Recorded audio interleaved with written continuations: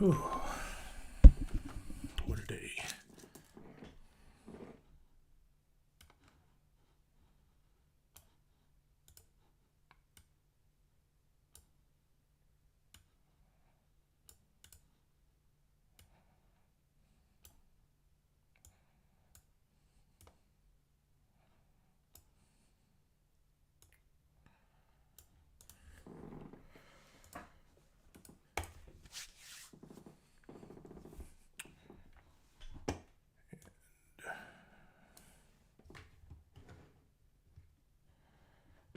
Hey, we got a little bit of everybody going live around this time.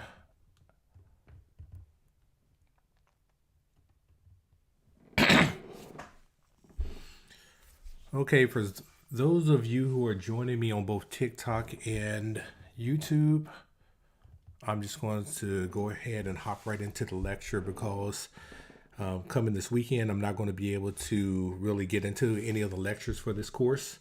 But I know that there are plenty of people that follow along with the class and they follow along with what's going on. And this week, we're pretty much covering Just Mercy by Brian Stevenson. And this particular book is a very good lesson in what it means to criminalize blackness. And so with that being the case and trying to understand, what's going on with the whole thing with bias and implicit bias and racism and discrimination and everything, this is a continuation as this is week 4 of this particular lesson. So this week's lesson is the criminalization of blackness. And this is Just Mercy chapters 1 through 3. And that's the task for this week. Last week, it was Bias by Jennifer Eberhardt. And the week before that, it was A New Jim Crow by Michelle Alexander. Now, I understand that we're just kind of going over bits and pieces of these books as we only covered, chapters 1 and 2 in The New Jim Crow. And even in Bias by Jennifer Eberhardt, we covered chapters 3 and 4 and 6 and 8. And part of the reasons for that is that we're only covering things that that is specific to what this course is teaching. As this course is the roots of racism, bias, prejudice, and systemic oppression, this is one of those lessons within chapters 1 to 3 of Just Mercy that is talking about this particular issue. Hey, Miss Thomas. So I'm just going to go ahead and get into the lecture because there is a lot to really cover here. And if for you who are, if you're not really familiar with Just Mercy, whether it's the book or you haven't read the book or it's the movie, this is a story about Walter McMillan and what happened to him. And this kind of gives you a background. Now, for those who have at least seen the movie, this is a very heart-wrenching movie to watch. It really picks apart at you. And if you read the books, it's even more. And so I'm actually going to get started with just the first passage from the book. And this is chapter 1, entitled Mockingbird Players. And so let me just get started with this, and then I'm going to get into the lecture. So the temporary receptionist was an elegant African-American woman wearing a dark, expensive business suit, a well-dressed exception to the usual crowd at the Southern Prisoners Defense Committee, SPDC in Atlanta, where I had returned after graduation to work full-time. On her first day, I'd ramble over to her in my regular uniform of jeans and sneakers and offer to answer any questions she might have to help her get acclimated. She looked at me coolly and waved me away after reminding me that she was, in fact, an experienced legal secretary. The next morning, when I arrived at work in another jeans and sneakers ensemble, she seemed startled, as if some strange vagrant had made a wrong turn into the office. She took a beat to compose herself, then summoned me over to confide that she was leaving in a week to work at a quote-unquote real law office. I wished her luck. An hour later, she called my office to tell me that Robert E. Lee was on the phone. I smiled, pleased that I misjudged her. She clearly had a sense of humor. That's real funny. I'm not joking. That's what she said. Well, that's what he said, she said. Sounding bored, not playful. Line 2. I picked up the line. Hello, this is Brian Stevenson. May I help you? Brian, this is Robert E. Lee Key. Why in the hell would you want to represent someone like Walter McMillan? Do you know he's reputed to be one of the biggest drug dealers in all of South Alabama? I got your notice entering an appearance, but you don't want anything to do with this case. This is where we start at. And this is the very beginning of this book. And the reason why this is so important is because it introduces who we're going to be talking about. So this is what I want from you guys. I want you to imagine something. You're sitting in your car. It's late. And it's been a long day. And you just want to take a moment. Maybe listen to some music or gather yourself before heading inside. But before you can even turn off the ignition, flashing lights. Suddenly you're blocked in. A police officer gets out. Another one too. Guns drawn. They're yelling at you. You don't know what's happening, but one thing is clear. You're in danger. Not because of anything, not because you did anything wrong, and not because there was a crime committed. No, it's nothing like that. But it's because of something much deeper. Something that goes back centuries. And it's all because you're black. Now, that's exactly what happened to Brian Stevenson, a Harvard-educated lawyer. He wasn't a suspect. He wasn't in the wrong place. He wasn't even breaking the law. He was pulled over because he was just there. And for some, being there is enough. And this is something that black people know all too well.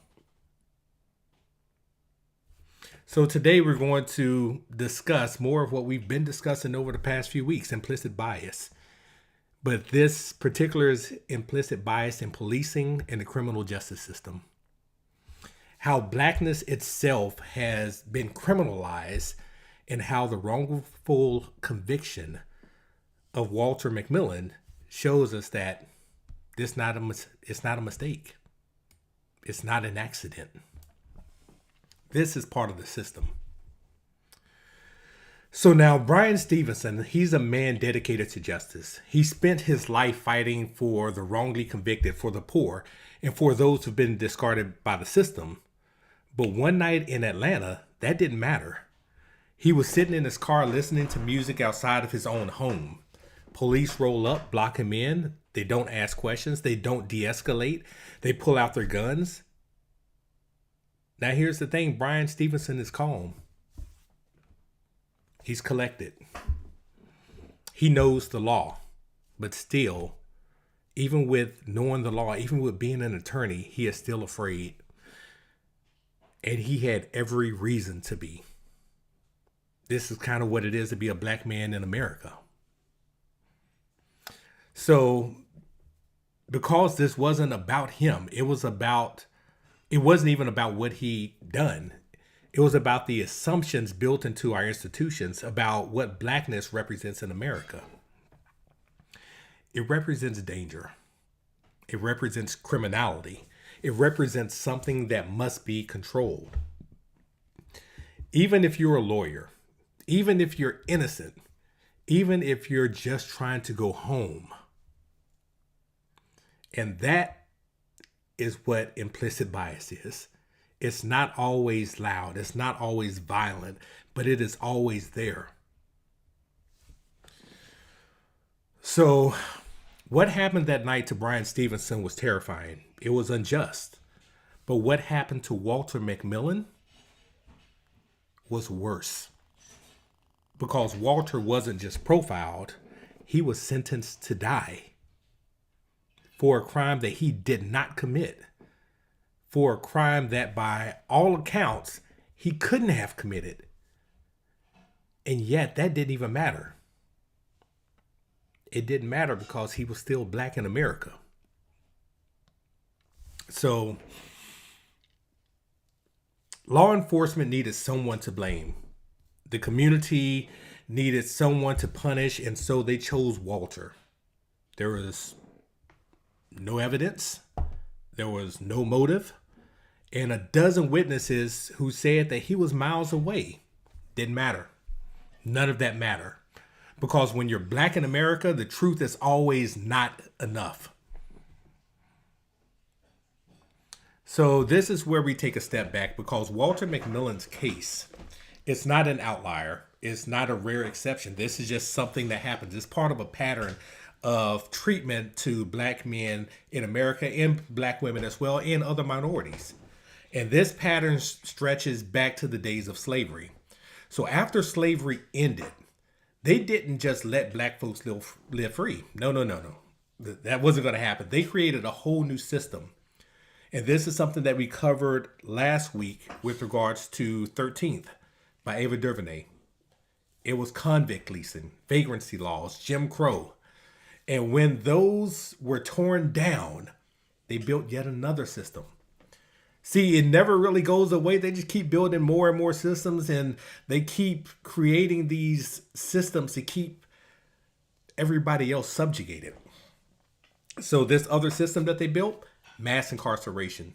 See, last week we talked about how in the 1970s, it went from about 325,000 people that was in prison to the 1990s that ended up over 2 million people. That's a lot of people.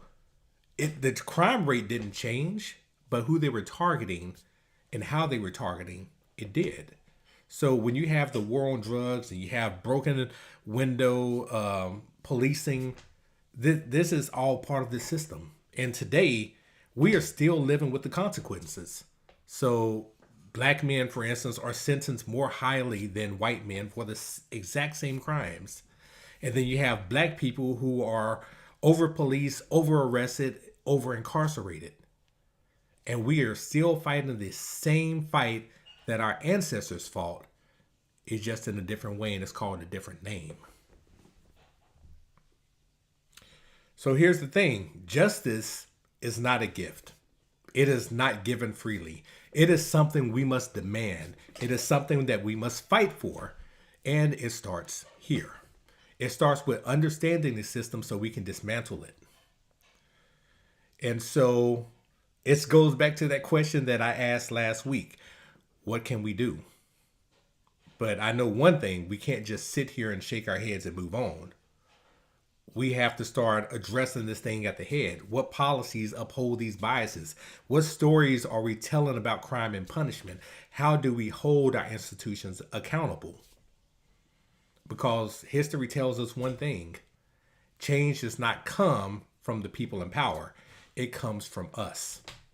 And this is something that we have to get to work on. So let's get into the trial of Walter McMillan. Walter McMillan was arrested, charged, and put on death row before he even stood trial. For some people, this might come as a shock, but for other people, especially who are black, they understand this. He was arrested, charged, and put on death row before he even stood trial. Before he stood trial. Yeah, this country isn't all about innocent until proven guilty, especially if you're black. That alone should tell you everything about how the system works. It's not about justice, it's about control. It's about making sure that black men stay in their place. And in 1988, in Alabama, a black man who dared to be independent, who dared to have a relationship with a white woman, was a problem that needed to be solved. The jury was almost entirely white.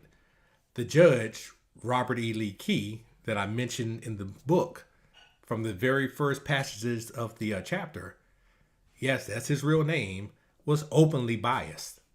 The entire case was built on a coerced false confession. And yet, they found him guilty.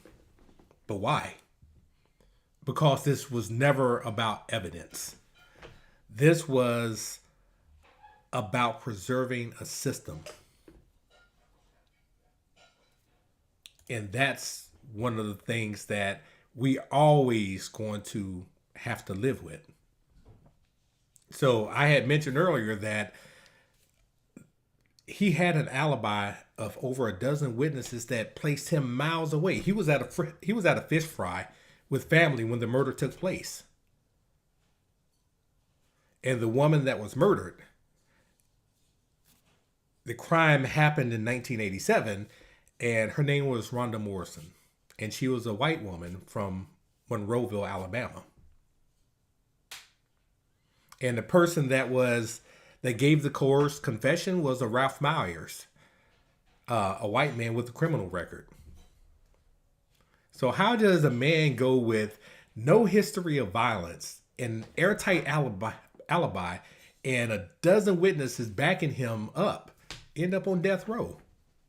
Because this all has to do with implicit bias, systemic racism, and a desperate legal system looking for a scapegoat. So Walter's arrest and conviction is followed by a historical pattern of black men being falsely accused, especially in cases involving white women. And a lot of people were thinking that, a lot of this stuff happened so long ago. And it ended in the 60s and 70s with civil rights, and it never ended. Bias is still happening today. The criminalization of black men is still happening today. But this stuff wasn't so long ago, because even when this happened, I had been born. And by the time he had been convicted, I was 10 years old. So think about this. Emmett Till was 1955, and he was lynched for allegedly whistling at a white woman. The Scottsboro Boys was 1931. 9 black teenagers falsely accused of raping 2 white women. And if you guys remember anything from my class, during the first 2 weeks, we started talking about the Central Park 5.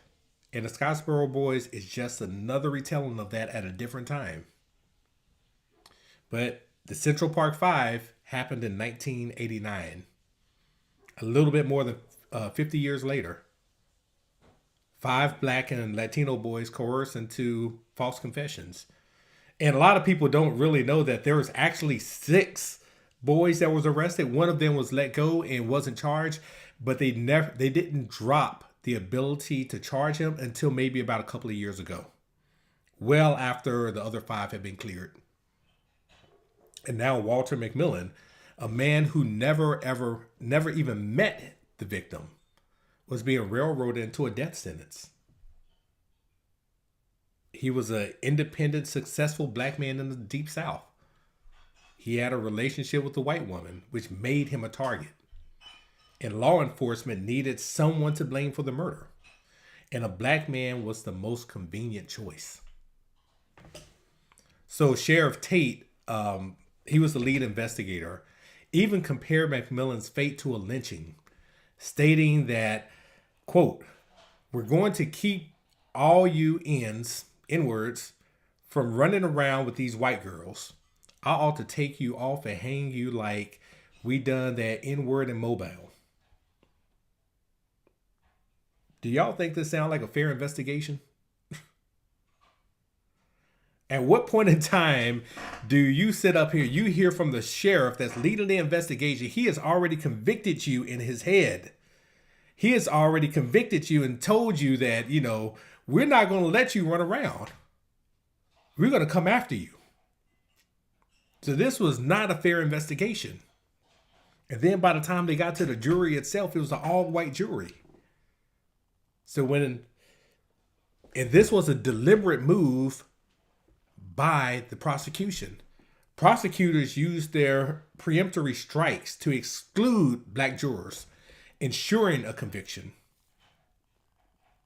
Because if we learned anything about bias, if we learned anything about prejudice and discrimination during that first week where we started setting the foundations for this stuff, we understand that one, it is taught, and two, that it is deeply ingrained into people. And that when we actually start talking about the biases, some of them are not even apparent to us. So that's why we did the implicit association test. So we can start understanding our own biases.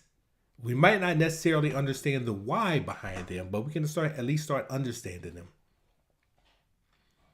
So the judge, Robert E. Lee Key, overrode a life sentence recommendation and imposed the death penalty himself, because that's one of his powers as a judge. But this was not justice. It was a modern day lynching, carried out in the courtroom instead of a tree. So Walter's case is not unique. It is a symptom of a much larger issue, the mass criminalization of Black people in America. So let's review some of the facts, right? 1 in 3 Black men born today can expect to be incarcerated at some point in time in their lifetime. 1 in 3.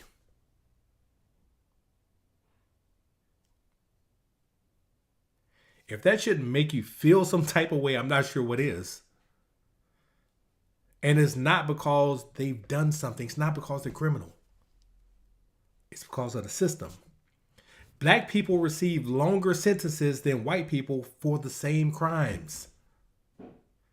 And the justice system is designed to punish the poor because wealth buys better legal defense. I have mentioned it before, time and time again. If you have money, the criminal system works differently for you than what it does for poor people. Because right now we have somebody that was convicted. 37 counts against them, convicted on all counts, and they're currently in the White House. Had it been a Black man, they would have been thrown up under the jail.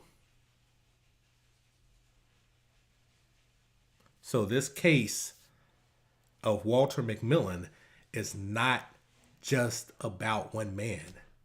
This is about the thousands of innocent Black men who have been railroaded by a racist system. So we have to ask the questions. How does racial bias shape the way we view crime and punishment? Because a lot of us are raised with this belief that if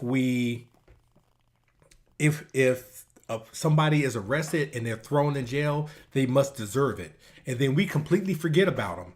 We don't look at the fact that they may be innocent.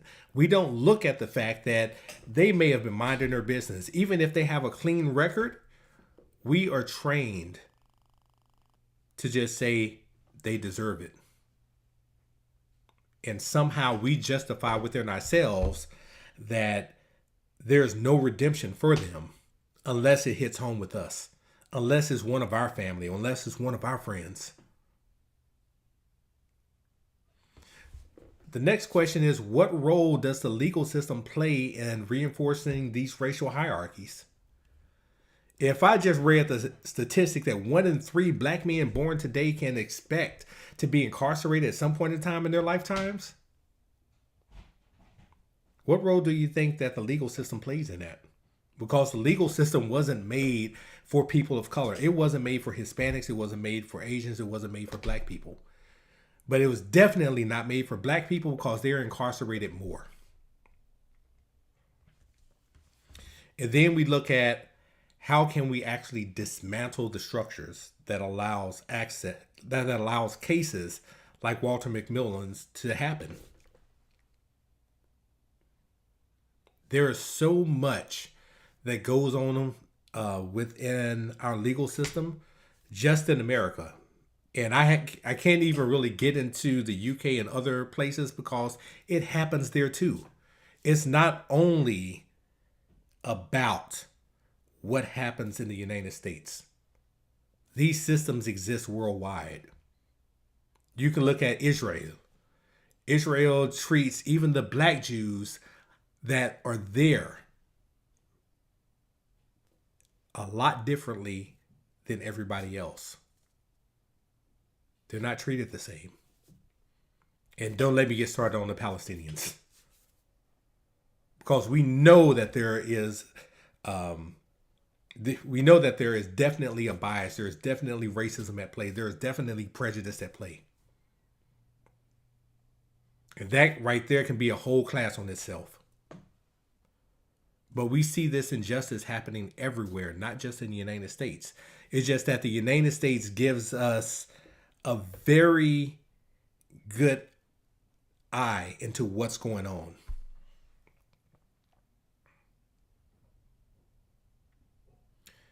So next week, we're actually supposed to be getting into media representation of black men, and how, or how the media representation of black men fuels these biases. And I don't want to go over too much about, all this stuff because we're trying to take it piece by piece, bit by bit. And for those of you who are in my class, if you get the chance to read the book, read the book. I only assigned 3 chapters. I put all 3 chapters up in the class. And if you don't, want to read it yourself, you want something to read it to you like an audiobook, I've given you the website to put those PDFs to have it read to you. But I also want you to look at the movie if you didn't get a chance. So for those of you who are joining me for the first time, and this is the Roots of Racism class, I typically do a lecture or 2 every week. I try to put up some videos as well, but there's a lot of stuff that's going on with regards to the Google Classroom. This week, I did not give anybody any assignments, any papers to write.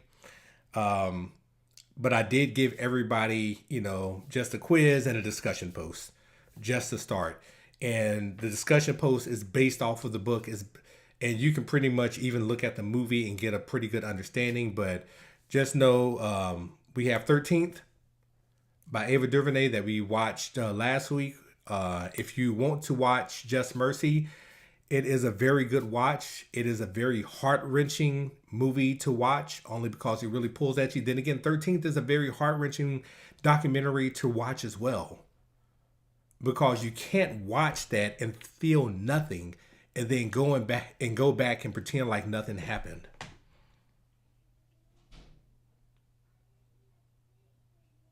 So I've mentioned before that when we have these conversations and we start talking about, racism and prejudice and bias, that it was going to affect everybody because we have a little bit of everybody in this class.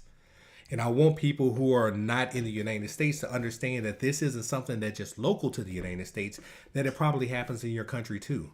And even if it doesn't happen on the racism side of things, it happens on the colorism side. Because there are castes all over the world.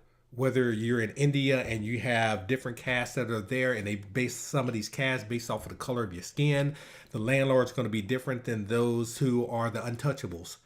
And the untouchables in India are the ones with darker skin, and they're given the menial jobs. They're the ones that deal with the dead and cleaning up and janitorial and so on and so forth. It's not that all of this stuff has to do with just race and just colors. A lot of this has to do with the colorism aspect, the classism aspect, the racism and prejudice aspects of things too. You can be in an all-black society and still have to deal with these same type of things. Because at the end of the day, it's always going to be a wealth disparity where you're going to have those who have are going to treat those who don't have. The haves versus the have-nots. And that's how we ended up with the racial justice system in the United States now.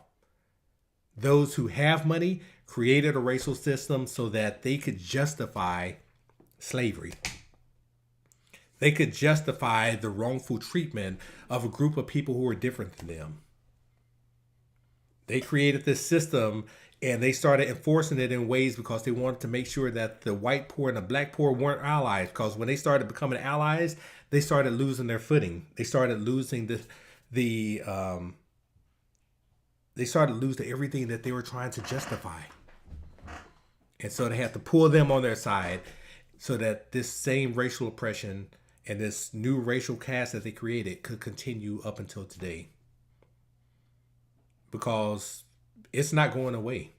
You still have organizations like the Innocence Project out there fighting for people. And one of the gravest injustices that's happened recently is the case of Khalifa Williams. Not related to me, but Khalifa Williams was a man, by all accounts, was innocent. And even the United States Supreme Court would not hear his case, would not give him reprieve. And they went ahead and killed him anyway.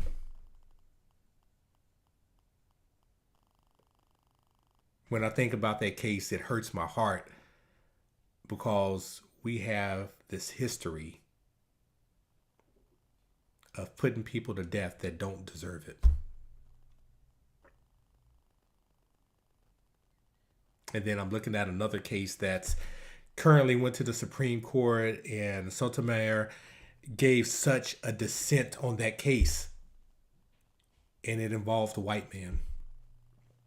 There was no evidence or anything, and it was the same thing.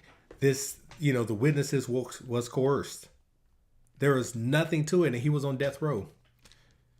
And the Supreme Court said, you need to send that case back, and you need to retry it.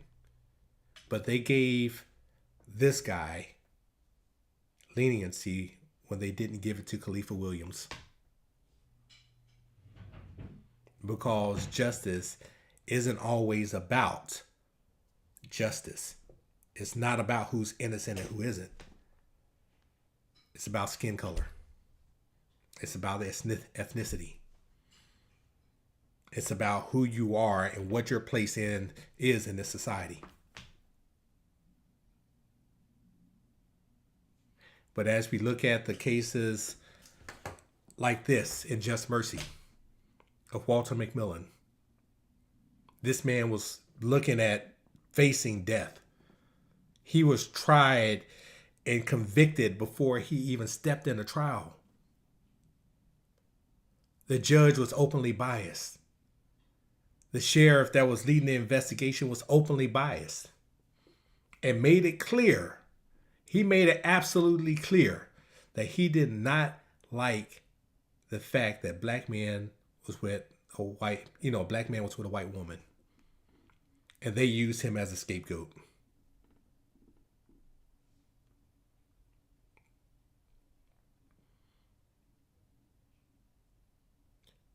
When we start looking at Bryan Stevenson and even the experience that he went through,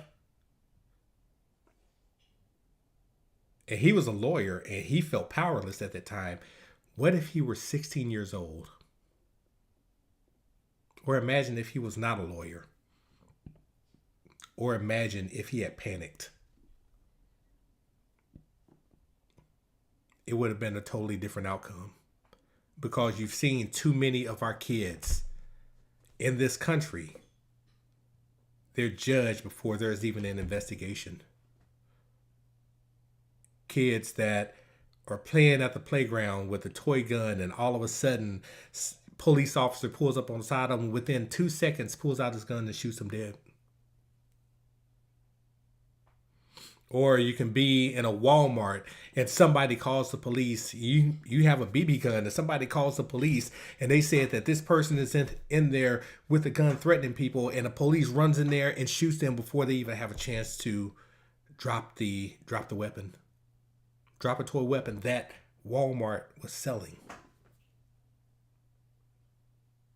People, we're judged based off of the color of our skin long before we're even able to defend ourselves. And this book, Just Mercy, just happens to be one of the books that document what happens, because all the rest of these people that have lost their lives, including Trayvon Martin or George Floyd, they're not going to be able to defend themselves. They're not going to be able to tell their stories. They didn't give it a chance. So I'm going to go ahead and leave you guys with this tonight. This covers basically all 3 chapters of Just Mercy. Like I said, if you get a chance, read the book in its entirety. If you can't read the book, then at least watch the movie. It is heart-wrenching because this isn't just an isolated incident. This is what happens on a regular basis. Before I get emotional talking about this subject, I'm going to go ahead and call it a night. And I wish you guys the best. Have a good night. Thank you for joining. I appreciate it. We're going to continue this conversation. Like I said, next week we're going to get into the media representation and Blackness. We're going to continue this whole conversation about having those, about talking about, what it means just to be Black in a society that doesn't really value you, that doesn't really care about your existence, where you're quick to just lose your life for doing nothing but being yourself. So take care, everyone. Have a good night. I might put up another lecture or two. I might even go live again. But this is going to be it's going to be a stressful month for me, only because I'm probably not going to get a lot of sleep and not going to be doing too much eating. So you guys take care, and we'll continue. If you're on the Google Classroom, go ahead, join the Google Classroom, have the conversations. You don't have to do all the work. You don't have to do any of the work. It is there for your benefit. I'm still behind on grading. I'm still grading things, but we'll continue. So take care, everyone. The kids are good. Everybody is fine. Everybody has recovered, except my 7-year-old. She had an infection that kept her temperature up, but she's recovering. She's doing okay, and I'm just going to keep pushing through this, making sure that I'm able to continue teaching. I love teaching. I love doing this. I love, sharing the information with you guys. But if you guys ever have any questions, feel free to ask. If I need to hop on and upload a video on some answers on these, it's fine, Empress. It's recorded, so you can always go to YouTube to view it. So just know that, all of these lectures, they're recorded. They're on YouTube. They're on my channel. You can get to my YouTube by the link that's in my profile. And even if you don't go to YouTube, you can always go to the classroom. The classroom has the link to the video up there as well. So there is always some information. So take care and have a good night, and I'll see you soon.